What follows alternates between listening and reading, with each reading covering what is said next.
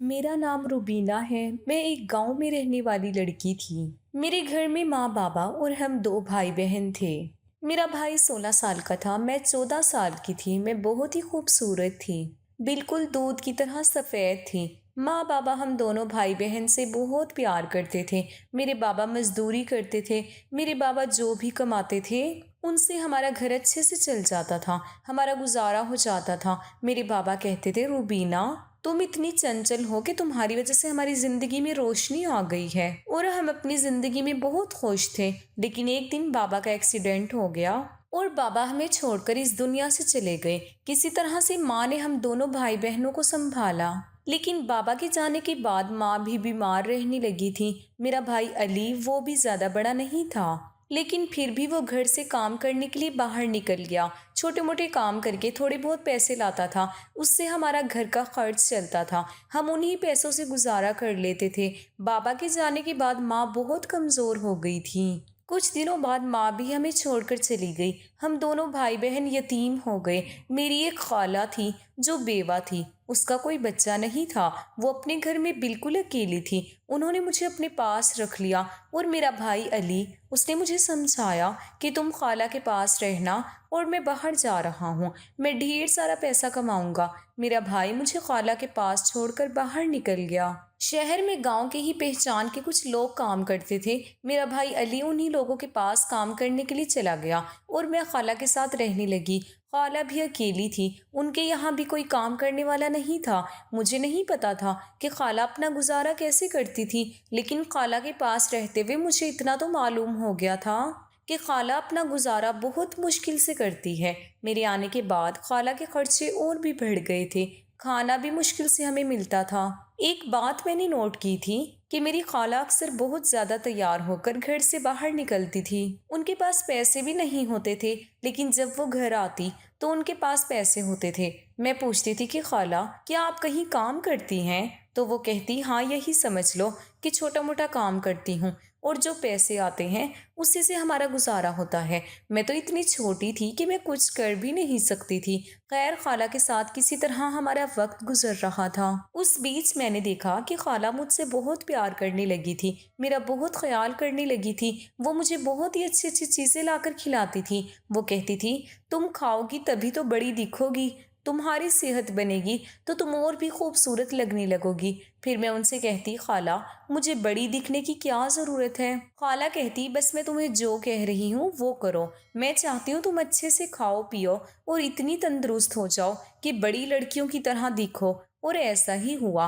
खाला ने मुझे बहुत अच्छी अच्छी चीज़ें खिलाई पिलाई और मैं 14 साल की उम्र में ही 16 साल की लगने लगी थी। मेरे जिस्म की बनावट बड़ी लड़कियों की तरह दिखने लगी थी। मुझे देखकर कोई भी नहीं कहता था कि मैं 14 साल की लड़की हूँ। मैं इतनी तंदुरुस्त हो गई थी कि मेरे जिस्म की बनावट ऐसे दिखती थी जैसे कि 16-17 साल की लड़की हो। मैं खूबसूरत तो बहुत थी, लेकिन जिस्म भरने के बाद मैं और भी ज़्यादा निखर गई थी और खूबसूरत दिखने लगी थी। मुझे नहीं पता मेरी खाला ऐसा क्यों चाहती थी कि मैं बड़ी लड़कियों की तरह दिखूं। आहिस्ता आहिस्ता इसी तरह वक्त गुजर रहा था कि तभी एक दिन मैंने खाला को फ़ोन पर किसी से कुछ ऐसी बात करते हुए सुना कि मेरे कदमों तले से ज़मीन निकल गई। मेरी खाला फ़ोन पर किसी को कह रही थी कि पैसे लेकर कब आ रहे हो? मैं पूरे के पूरे पैसे लूँगी, ना कम लूँगी ना ज़्यादा लूँगी, पूरे 5 लाख रुपए लूँगी। लड़की तैयार है, जल्दी से पैसे लेकर आज शाम को आ जाना। खाला को ऐसी बात करते हुए मैंने सुना तो मैं समझ चुकी थी कि वो क्या कह रही है। खाला मेरा सौदा कर रही थी। अब मैं समझी कि क्यों वो मुझे चाहती थी कि मैं बड़ी लड़कियों की तरह दिखूं। वो मुझे बेचने की तैयारी कर रही थी, वो मेरा सौदा कर रही थी। खाला की ऐसी बातें सुनकर मैंने फैसला कर लिया कि अब जो मर्जी हो जाए मुझे यहाँ से निकलना होगा। और ऐसा ही हुआ। खाला अपने कामों में मसरूफ थी कि मैं चुपके से घर से निकल गई और स्टेशन की तरफ आई। मैं ट्रेन में बैठ गई। मुझे नहीं पता कि ये कहाँ जाने वाली है, बस मैं ये चाहती थी कि मैं यहाँ से किसी भी तरह भाग जाऊं। जब एक बार घर से मेरे कदम निकले तो फिर अब मुझे खुद भी पता नहीं था कि मैं कहाँ जाऊंगी। ٹرین چلنے لگی۔ مجھے نہیں پتا تھا کہ یہ ٹرین کہاں رکے گی۔ تھوڑی دیر کے لیے میری آنکھ لگ گئی تھی۔ جب میری آنکھ کھلی تو میں نے دیکھا کہ ٹرین رکی ہوئی ہے۔ میں ٹرین سے اتر گئی۔ بورڈ پر لکھا تھا اسلام آباد۔ مجھے بہت بھوک لگ رہی تھی۔ میں نے لوگوں سے کچھ پیسے مانگ کر کھانے کے لیے کچھ خریدا۔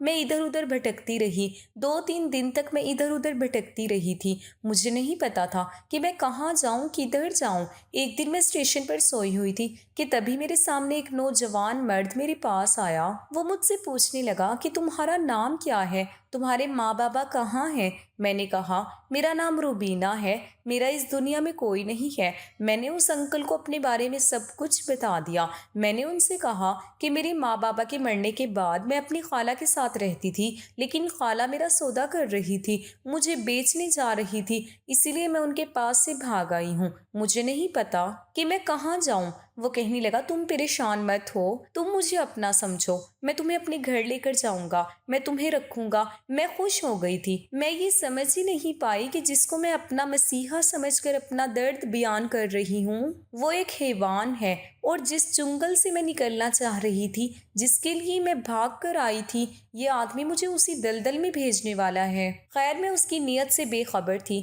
اس انکل نے میری ساری باتیں سن کر مجھ پر پیار سے اپنا ہاتھ پھیرا۔ جیسے ہی اس انکل نے میرے سر پر ہاتھ پھیرا، میری آنکھوں سے آنسو چھلک پڑے اور میں اس انکل کے سینے سے لگ گئی۔ وہ انکل مجھے تسلی دینے لگا۔ وہ انکل مجھے اپنے ساتھ اپنے گھر لے گیا۔ اس انکل نے مجھے اپنے گھر لے جا کر مجھے منہ ہاتھ دھونے کو کہا، مجھے ایک پیارا سا کپڑا لا کر دیتا ہے اور کہتا ہے نہا دھو کر تم اسے پہن لینا۔ میں نے ایسا ہی کیا۔ میں نہائی اور وہ خوبصورت سے کپڑے پہن لیے۔ اس کپڑے میں بہت خوبصورت لگ رہی تھی۔ وہ انکل میرے لیے ڈھیر ساری کھانے پینے کی چیزیں لے کر آتا تھا۔ میں پیٹ بھر کر کھانا کھا کر میں آرام سے سو جاتی تھی۔ صبح میری آنکھ کھلی تو میں نے دیکھا ادھر ادھر نظر گھما کر تو گھر میں پورا سناٹا تھا۔ گھڑی پر میں نے ٹائم دیکھا تو صبح کے 10 بج رہے تھے۔ میں پریشان ہو گئی کیونکہ وہ انکل مجھے کہیں بھی نظر نہیں آ رہے تھے۔ میں ڈر گئی۔ تبھی میری نظر دروازے پر پڑی۔ میں نے دیکھا وہاں انکل اور ان کے ساتھ ایک عورت آ رہی تھی۔ انکل اور وہ عورت دونوں گھر کے اندر آ رہے تھے۔ وہ انکل مجھے دیکھ کر کہنے لگا روبینہ تم اٹھ گئی؟ میں نے کہا ہاں انکل میں اٹھ گئی، میں آپ کو ہی ڈھونڈ رہی تھی۔ آپ کہاں چلے گئے تھے؟ وہ کہنے لگی دیکھو یہ شمیم ہے، اس کی کوئی اولاد نہیں ہے، یہ تمہیں گود لے گی، تمہاری ماں بن کر تمہیں پالے گی، تمہیں اپنی بیٹی بنانا چاہتی ہے۔ وہ عورت دکھنے میں بہت ہی عجیب سی تھی، موٹی سی تھی، اس کے منہ میں پان تھا، مجھے اس سے ڈر لگ رہا تھا۔ میں نے کہا کیا آپ مجھے اپنے ساتھ نہیں رکھ سکتے؟ وہ کہنے لگے نہیں روبینہ میں تمہیں اپنے ساتھ نہیں رکھ سکتا، میری بیوی ہے، میرے بچے ہیں، میری بیوی تمہیں اپنے پاس کبھی بھی نہیں رکھے گی۔ روبینہ تم ان کے ساتھ جاؤ، یہ تمہیں بہت خوش رکھے گی، اس کی کوئی اولاد نہیں ہے، تمہیں بہت پیار کرے گی اور بہت ہی پیار سے رکھے گی، نئے نئے کپڑے اور تمہیں جو چاہیے ہوگا وہ تمہیں ملے گا۔ وہ عورت کہنے لگی ہاں بیٹا میں تمہیں اپنی بیٹی بنا کر رکھوں گی، تم میرے ساتھ ایک بار چلو تو صحیح۔ میں نے ہاں میں سر ہلا دیا، میرے پاس اور کوئی دوسرا راستہ نہیں تھا۔ آخر میں کہاں جاتی، کس کے پاس جاتی؟ مجھے بہت پیاس لگی ہوئی تھی۔ میں نے انکل سے پانی کے لیے کہا تو انکل نے کہا کہ کچن ادھر ہے، جاؤ پانی پی لو۔ میں پانی پینے کے لیے گئی۔ میں پانی پی کر جیسے ہی کچن سے باہر نکلی تبھی میرے کانوں میں جو آواز آئی اسے سن کر میرے پیروں تلے سے زمین کھسک گئی۔ انکل اور وہ عورت دونوں ایک دوسرے سے باتیں کر رہے تھے۔ وہ عورت اس انکل سے کہہ رہی ارے واہ بشیر، تو اس کی خوبصورتی کی جتنی تعریف کر رہا تھا یہ تو اس سے بھی زیادہ خوبصورت ہے، تو نے تو مجھے اس بار خوش کر دیا ہے، میں تم سے اس بار بہت خوش ہوئی ہوں، میرے پاس ہزاروں لڑکیاں ہیں لیکن اس کے جیسی خوبصورت نہیں ہے، میں تمہیں ابھی 3 لاکھ روپے دیتی ہوں۔ وہ عورت اپنے پرس سے ایک کاغذ کا ٹکڑا نکالتی ہے اور اس پر سائن کرنے لگتی ہے اور اس آدمی کو دے دیتی ہے، کہتی ہے یہ لو تمہارے پورے 3 لاکھ روپے کا چیک۔ میں سمجھ گئی کہ یہ آدمی مجھ پر مہربان نہیں تھا، یہ تو اپنی مطلب کے لیے مجھے اسٹیشن سے اٹھا کر لایا تھا، میں اپنی خالہ کے پاس سے جس کے لیے بھاگی تھی آخر میں اسی دلدل میں گر چکی تھی۔ میں ان دونوں کی باتیں سن کر بھاگنے ہی والی تھی کہ باہر گاڑی کھڑی تھی۔ اور 2 مرد تھے۔ ان دونوں مردوں نے مجھے پکڑ کر گاڑی میں بٹھا دیا۔ وہ عورت بھی گاڑی میں آ کر بیٹھ گئی اور مجھے بھیڑ بھاڑ والے علاقے میں لے گئی۔ یہ جگہ بہت ہی گندی تھی۔ لڑکیاں بہت ہی عجیب عجیب کپڑے پہن کر دروازے کے باہر کھڑی ہوئی تھیں اور مردوں کو عجیب عجیب سے گندے اشارے کر رہی تھی۔ میں وہ سب دیکھ کر حیران ہو گئی۔ وہ عورت مجھے گاڑی سے گھسیٹتے ہوئے اتارنے لگی۔ میں نے کہا مجھے چھوڑ دو، مجھے جانے دو، لیکن وہ مجھے نہیں چھوڑتی۔ مجھے گھسیٹتے ہوئے ایک کمرے میں لے گئی اور ایک لڑکی کو آواز دینے لگی جس کا نام عزا تھا۔ وہ عورت کہنے لگی عزا، اس لڑکی پر پوری نظر رکھنا، اس لڑکی کی ذمہ داری تمہاری ہے، تم اس کے کھانے پینے کا ہر چیز کا دھیان رکھو گی۔ اتنا کہہ کر وہ چلی گئی۔ میں اپنی قسمت پر پھوٹ پھوٹ کر رونے لگی۔ وہ لڑکی جس کا نام عزا تھا وہ کہنے لگی رونا بند کر دو، رونے سے کوئی فائدہ نہیں ہے، کیونکہ یہاں ایک بار جو آتا ہے وہ یہیں کا ہو کر رہ جاتا ہے، یہاں سے نکلنے کا کوئی راستہ نہیں ہے۔ میں اس پر غصہ کرنے لگی۔ اس نے کہا غصہ کرنے سے کوئی فائدہ نہیں ہے، تم غصہ کر کے خود کو ہی نقصان پہنچاؤ گی۔ اگر تم نے یہاں سے بھاگنے کی کوشش کی تو تمہیں جان سے مار دیا جائے گا۔ اگر زندگی چاہتی ہو تو یہاں پر جو جیسا کہے گا ویسا کرنا ہوگا۔ ویسے تمہارا کیا نام ہے؟ میں نے کہا میرا نام روبینہ ہے۔ وہ کہنے لگی تم تو بہت ہی خوبصورت ہو اور یہ خوبصورتی ہی تمہاری زندگی کا شوق بن جائے گا۔ وہ مجھ سے پوچھنے لگی کہ تمہاری عمر کتنی ہے؟ میں نے کہا میری عمر صرف 14 سال ہے۔ وہ کہنے لگی پر تم تو 14 سال کی نہیں لگتی، تم تو کافی بڑی لگتی ہو، تمہارا بدن دیکھ کر کوئی نہیں کہے گا کہ تم اتنی چھوٹی ہو۔ میں نے اس سے کہا کہ اب مجھے کوئی فرق نہیں پڑتا کہ میری عمر کتنی ہے، میں چھوٹی دکھتی ہوں یا بڑی دکھتی ہوں، قسمت مجھے جہاں لے کر آئی ہے سمجھ جاؤ میں ضرورت سے زیادہ بڑی ہو گئی ہوں۔ جس کو میں اپنا مسیحا سمجھ رہی تھی اسی نے مجھے دیو پار میں جسم فروشی کے بازار میں بیچ دیا۔ عزا میرے لیے کھانا لائی، وہ مجھے کھانا کھانے کو کہہ رہی تھی۔ میں نے کھانے کو پھینک دیا اور میں منہ موڑ کر ایک کونے میں جا کر بیٹھ گئی۔ تبھی اچانک سے شمیم مائی آتی ہے۔ وہ کہنے لگتی ہے یہ جسم فروشی کا اڈا ہے، یہاں پر نئے نئے لوگ آتے ہیں اور لڑکیوں کے ساتھ کمرے میں بند ہو جاتے ہیں اور پھر وہ جو کچھ بھی ان کے ساتھ کرتے ہیں ایسا ہی اب تمہارے ساتھ بھی ہوگا۔ زیادہ ناٹک کرنے کی ضرورت نہیں ہے اور زیادہ چیخ مچانے کی بھی ضرورت نہیں ہے۔ یہاں کے ماحول کو اپنی زندگی میں اتار لو اور یہاں کے ماحول میں رنگ جاؤ۔ تمہاری نت اتروائی کی رسم جلد ہی ہوگی، جیسے ہی کوئی اچھا سا گراہک تمہارے لیے ملے گا۔ تیار رہنا، تب تک تم 1 دن یا 2 دن آرام سے آزاد رہ سکتی ہو، کھاؤ پیو عیش کرو، کوئی مسئلہ نہیں ہے۔ اور یہاں سے بھاگ کر جانے کی اگر ذرا سی بھی جرت یا ہمت کی تو یہ جو لوگ دیکھ رہی ہو نا آس پاس میں جو مجھ ٹنڈے کھڑے ہیں وہ ٹانگ پر ٹانگ رکھ کر، مجھے کچھ بھی سمجھ میں نہیں آ رہا تھا کہ یہ میرے ساتھ کیا ہو گیا ہے۔ خیر میری نت اتروائی کا وقت بھی آنے والا تھا۔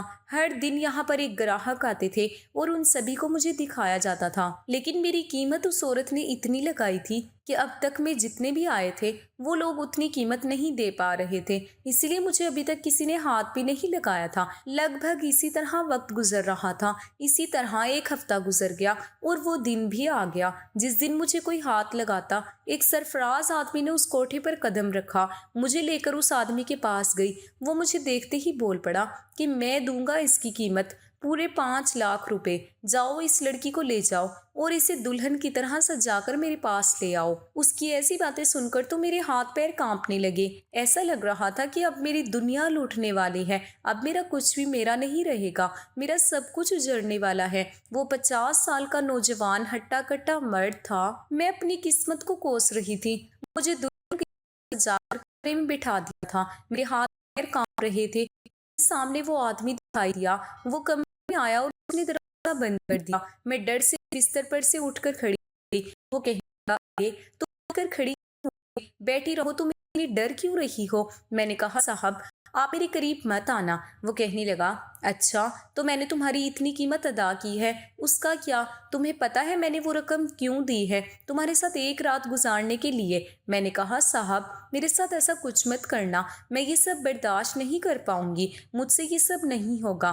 وہ کہنے لگا سب کچھ ہو جائے گا، تم کوشش تو کرنا، تم تو بچوں کی طرح ڈر رہی ہو، اگر تمہیں یہ سب کرنا ہی نہیں تھا تو پھر اس جگہ پر آئی ہی کیوں ہو؟ میں نے کہا صاحب میں یہاں پر اپنی مرضی سے نہیں آئی ہوں، مجھے یہاں پر زبردستی لایا گیا ہے۔ وہ پوچھنے لگا تمہیں یہاں پر کون لایا ہے؟ میں نے کہا صاحب میں بہت ہی چھوٹے سے گاؤں میں رہتی تھی۔ میرے ماں بابا کے مرنے کے بعد میری خالہ نے مجھے اپنے پاس رکھا۔ انہوں نے مجھے بیچنے کی کوشش کی تو میں ان کے پاس سے بھاگ کر اس شہر میں آ گئی، لیکن قسمت کی ماری میری قسمت میں جسم فروشی کے بازار میں آنا لکھا ہوا تھا، اسی لیے میں نہ چاہتے ہوئے بھی جسم فروشی کے بازار میں پہنچ گئی۔ میری عمر محض 14 سال ہے۔ صاحب میں اس قابل نہیں کہ میں ان سب کو برداشت کر سکوں، مجھ پر رحم کھاؤ۔ میں اس آدمی کے پیروں میں گر گئی اور گڑ گڑانے لگی۔ مجھے ایک امید تھی شاید وہ مجھے چھوڑ دے، لیکن وہ تو یہ جان کر خوش ہو گیا کہ میں کم عمر لڑکی ہوں۔ وہ کہنے لگا پھر تو تمہارے ساتھ بہت ہی مزہ آئے گا، دکھنے میں تو تم بہت ہی خوبصورت ہو،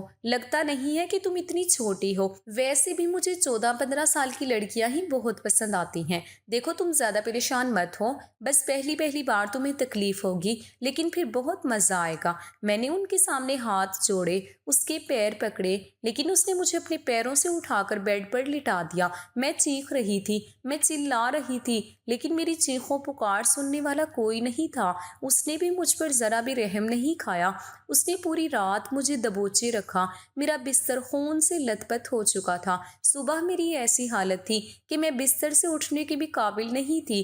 وہ انسان نہیں حیوان تھا۔ اس نے اپنا کام کیا اور چلتا بنا۔ میں اتنی کمزور، اتنی لاچار ہو گئی کہ مجھے چلنے کے لیے بھی بیساکھیوں کی ضرورت پڑ گئی۔ شمیم نے عزا کو کہہ دیا کہ اس کو نہلا دھلا کر اس کو 4-5 دن تک آرام کرنے کے لیے چھوڑ دو۔ مجھے کچھ دنوں کے لیے آرام کرنے کے لیے چھوڑ دیا گیا، لیکن ان 4-5 دنوں کے بعد میں جیسے ہی ٹھیک ہوئی پھر سے مجھے اس دھندے پر بٹھا دیا گیا۔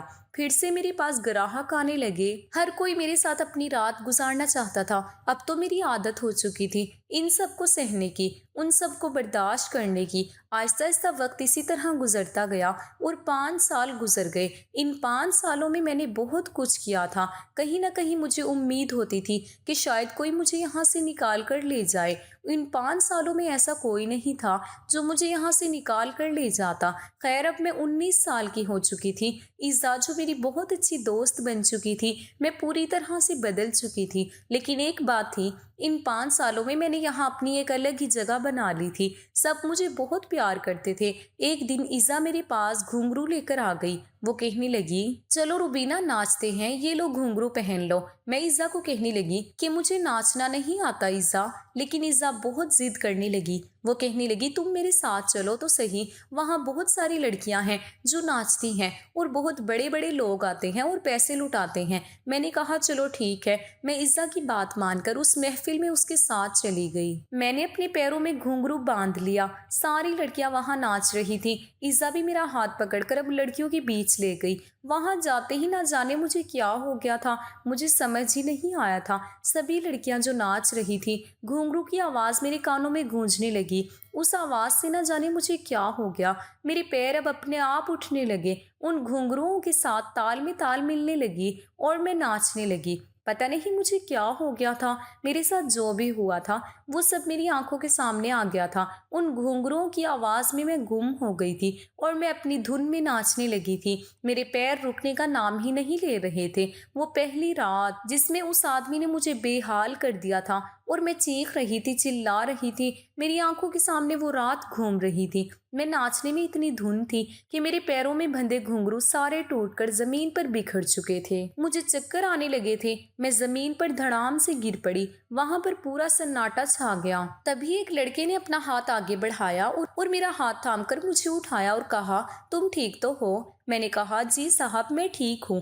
عزا میرا ہاتھ پکڑ کر کھینچ کر مجھے لے جانے لگی۔ وہ لڑکا مجھے ہی دیکھے جا رہا تھا۔ مجھے دیکھ کر وہ مسکرا رہا تھا۔ مجھے پتا تھا کہ اس نے مجھے دیکھ لیا ہے، وہ بھی میری قیمت لگائے گا اور میرے ساتھ رات گزارے گا۔ ویسے بھی یہاں ہر کوئی رات ہی تو گزارنے آتا ہے کسی نہ کسی کے ساتھ، ورنہ یہاں کوئی کیوں آئے گا؟ اور ایسا ہی ہوا۔ وہ لڑکا مجھے خرید چکا تھا۔ میں اتنی خوبصورت تھی کہ جو بھی مجھے ایک نظر دیکھ لے تو وہ میرے ساتھ رات گزارتا ہی تھا۔ میرے ساتھ ایک رات گزارنے کے پورے 1,00,000 روپے اس نے شمیم مائی کو دے دیا۔ میں نے عزا سے کہہ دیا کہ اس لڑکے کو آج رات میرے کمرے میں بھیج دینا۔ وہ لڑکا کمرے میں میرا انتظار کر رہا تھا۔ میں اس کے پاس گئی۔ میں نے دروازہ بند کیا۔ میں نے اپنے دوپٹے کو اتار کر بستر پر رکھ دیا۔ میں نے کہا چلو ٹائم ضائع مت کرو، جلدی سے اپنا अपना काम निपटाओ और चलते बनो। वो कहने लगा, ये कैसी बातें कर रही हो? मैंने कहा, कैसी बातें कर रही हूँ? तुमने मेरी कीमत दी है तो क्या मेरी बकवास सुनने के लिए कीमत दी है? तुम जो करने आए हो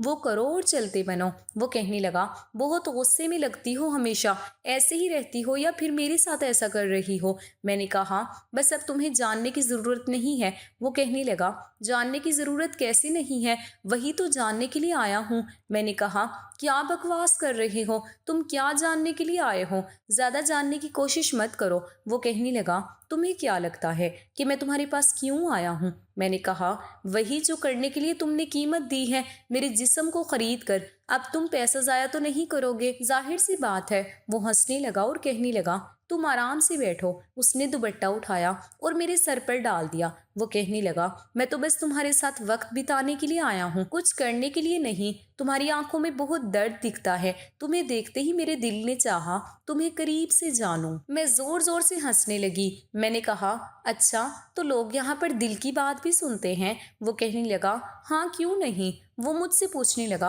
अच्छा बताओ, तुम यहाँ पर जबरदस्ती आई हो या फिर अपनी मर्जी से ये काम कर रही हो? मैंने कहा, यहाँ पर हर लड़की अपनी मर्जी से काम नहीं कर रही, हर लड़की की अपनी मजबूरी है। कोई अपना पेट भरने के लिए यहाँ पर काम कर रहा है, कोई मजबूरी में कर रहा है, कोई जबरदस्ती काम कर रहा है और कोई खुशी से कर रहा है। सबकी अपनी मर्जी है। वो कहने लगा, मैंने सबके बारे में नहीं पूछा, मैं सिर्फ तुम्हारे बारे में जानना चाहता हूँ। मैंने कहा, अच्छा तो तुम मेरे बारे में जानना चाहते हो तो सुनो, मैं यहाँ अपनी मर्जी से नहीं, मेरी किस्मत मुझे यहाँ घसीट कर लाई है। मैंने अपनी पूरी कहानी उस लड़के को बताई। वो मेरे साथ रात भर एक कमरे में ही रहा, लेकिन उसने मुझे छुआ तक नहीं था। सुबह होते ही वो चला गया। मैं भी हैरान थी कि जब उसे कुछ करना ही नहीं था तो वो मेरे पास आया ही क्यों। खैर, दिन इसी तरह गुजर रहे थे। मैं भी उसकी ऐसी हरकतों से बेचैन हो गई थी। वो लड़का आखिर मेरे बारे में जानकर कहाँ गायब हो गया था और उसने मुझे हाथ क्यों नहीं लगाया? मैं इतनी खूबसूरत थी कि कोई मेरी कीमत देकर ऐसा हो ही नहीं सकता था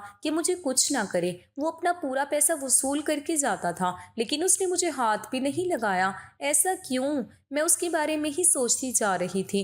फिर मुझे पता चला कि उसी लड़के ने आज फिर मुझे खरीदा है। मैंने सोचा, आज मैं उससे पूछ कर ही रहूंगी कि वो ऐसा क्यों कर रहा है। तभी मैं कमरे में बैठी उसका इंतज़ार कर रही थी। वो कमरे में आया और उसने दरवाज़ा बंद किया और धीरे धीरे मेरे करीब आने लगा। मैंने कहा, अच्छा तो उस दिन कुछ करने का मन नहीं था, आज पूरा मन बनाकर आए हो? वो कहने लगा, हाँ आज मन कर रहा है। धीरे धीरे वो मेरे बहुत करीब आ चुका था। उसकी गरम गरम सांसें मेरे कानों के पास आ रही थी।